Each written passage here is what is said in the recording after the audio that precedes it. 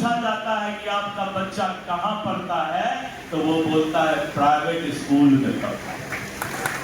बड़ा शान से बोलता है। लेकिन जब प्राइवेट स्कूल वाला को कोई दिक्कत होता है तो यही पदाधिकारी उसका मूड़ी मरोड़ देता है। कमाल हो गया भाई, कमाल। बच्चा वही पढ़ेगा, तंग भी उसी को करेंगे। ये तो कलयुग है भाई। बचपन में एक फिल्म देखे थे दिलीप कुमार का कि कलयुग जब आएगा हंस चुगेगा दाना तुरगा, कौवा मोती खाएगा।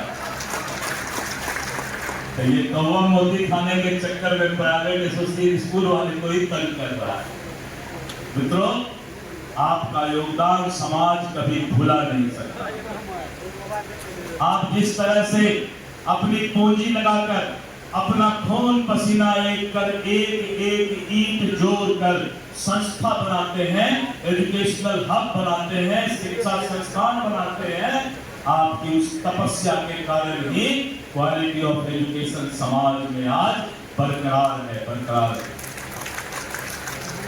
कितना मुश्किल होता है एक संस्थान बनाने में, कितना मेहनत करना पड़ता है। और सिर्फ आप एजुकेशन ही नहीं देते हैं, you are also job provider.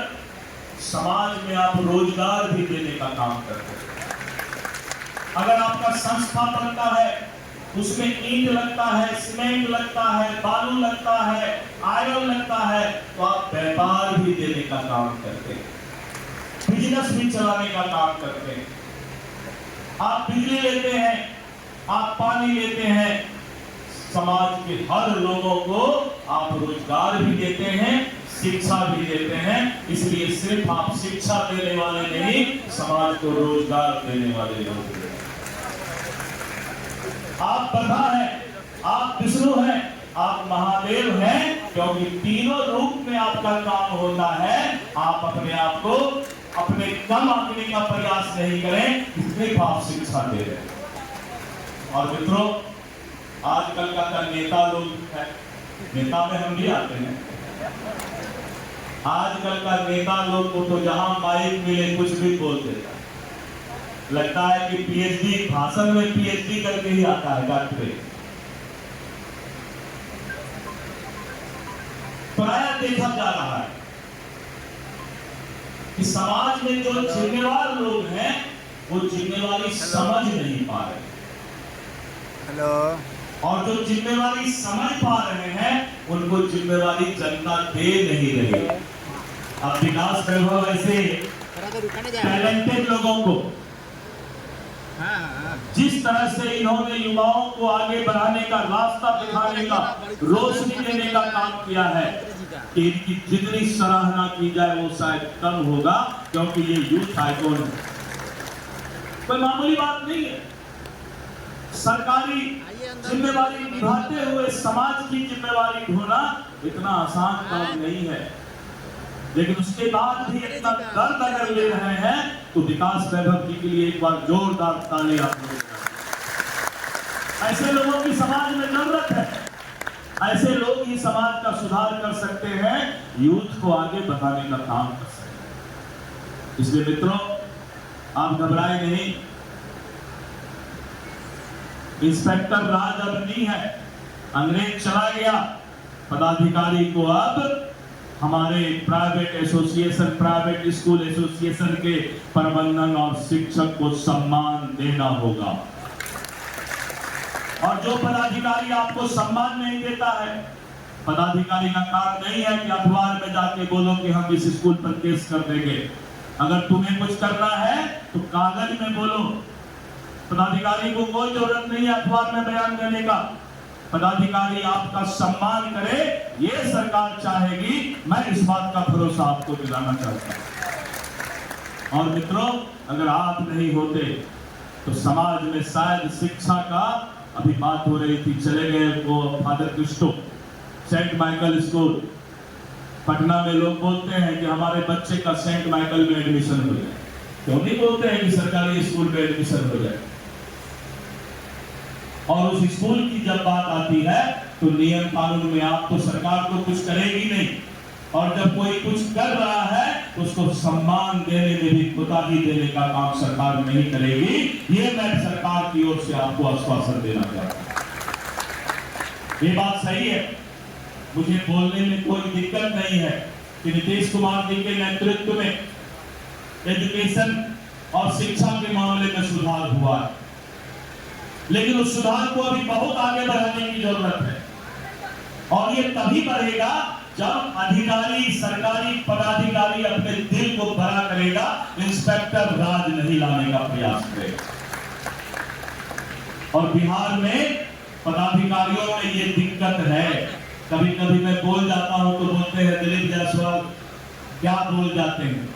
सच्चाई में बोलता हूं, मैं जिस दिन मंत्री के, मिनिस्टर के कुर्सी पर बैठा, मैंने कहा कि मिनिस्टर का कुर्सी भ्रष्टाचारी नहीं होगा। मंत्री अगर बिहार सरकार का भ्रष्टाचारी होगा तो बिहार के लोगों को न्याय नहीं मिल पाएगा। और मित्रों, मैं पहला मिनिस्टर हूं जो अपने ही ऊपर उंगली दिखाकर मैंने कहा कि मिनिस्टर को भ्रष्टाचारी नहीं होना चाहिए। और आज पूरे बिहार में राजस्व मंत्री के बारे में लोग जानते हैं कि एक ईमानदार दिलीप जायसवाल राजस्व मंत्री है, जो किसी को भी सुधारने के लिए कोई भी फैसला ले सकता है। इसलिए मित्रों, आप चिंता न करें, इन सब छोटी छोटी समस्याओं से चिंता नहीं करें।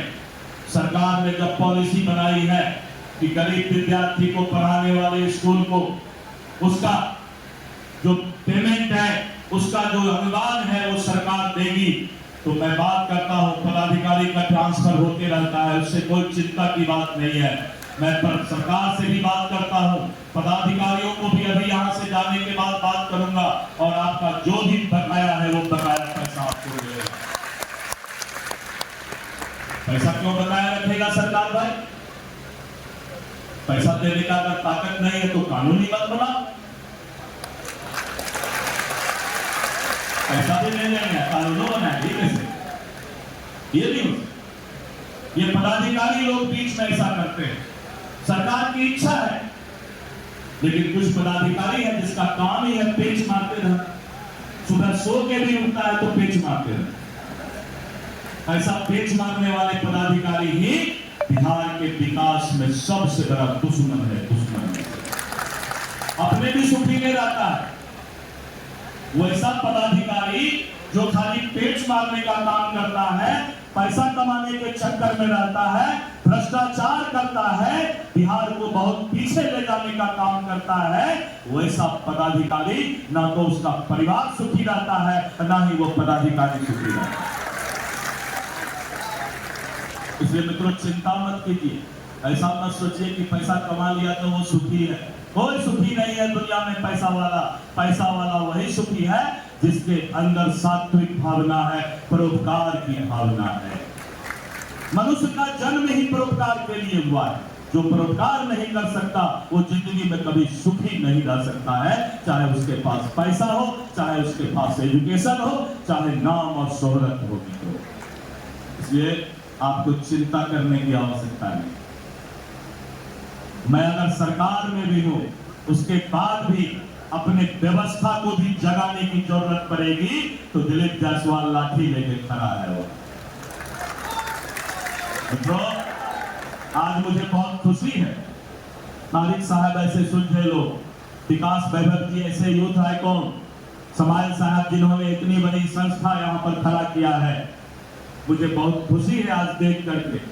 इतना भीड़ तो नेतागिरी में जमा हो जाए तो नेता लोग बहुत खुश होते हैं। 3-4 दिन चर्चा करेंगे, बहुत भीड़ था, ऊपर भी आदमी था, तो अगल बगल रहने वाला बोलेगा नहीं देखे सर, उसके बाद भी था। कहां था भाई? बिहार लोग चौराहा पर था क्या? इसीलिए ये कोई मामूली बात नहीं है। जितने लोग आज ईमानदारी से यहां बैठे हुए हैं, ये बहुत बड़ी है, ये बहुत बड़ी ताकत है। इस ताकत को जगाए रखना, इस ताकत को जगाए रखना, कोई नहीं सामने आएगा और आपका इस बिहार के अंदर सम्मान मिलेगा, आपका अधिकार मिलेगा। मित्रों, चिंता करने की जरूरत नहीं। और मैं तो राव साहब बोलने वाला हूं, मैं तो किशन तारिक साहब जानते हैं, मैं किशनगंज से 20 साल से चुनाव जीतता हूं। पूरे देश में कश्मीर के बाद सबसे अकलियत, सबसे ज्यादा मुस्लिम भाई किशनगंज में रहते हैं, और वहां से मैं 20 साल से चुनाव जीतता हूं बीजेपी से। सोच सकते हैं कैसा गंगा जमनी और कैसा इंसानियत और मानवता का रिश्ता मिला होगा। लोगों को सीखना चाहिए कि राजनीति जात पात धर्म में बांटने के लिए नहीं होता है। राजनीति मानव परिकार, मानव का परोपकार और मानव सेवा और इंसानियत के लिए होता है। इसलिए मित्रों, आपसे आज मिलकर बहुत खुशी हुई है। मैं बहुत देर बैठा था, बहुत देर से बैठ के मैं हर चीज देख रहा और लगा कि नहीं, आपके अंदर है, आप चाहते हैं बिहार को विकास के, जो विकास वैभव जी ने कहा, इनका नाम ही विकास है। भगवान ने इनका नाम भी जब रखे होंगे, इनके माता पिता, पूज्य माता पिता जी, उनको मालूम होगा कि ये इंसान जरूर आगे में विकास की चिंता करेगा। बिहार का विकास तभी संभव है, 2047 में भारत तभी विकास करेगा जब आप ऐसे लोग समाज को शिक्षित करने का काम करेंगे। मैं आपको हृदय से अभिनंदन करता हूं, हाथ जोड़कर मैं आपको प्रणाम करता हूं कि आपका जो समाज के लिए किया हुआ काम है, इसको दुनिया कभी नहीं भूलेगी।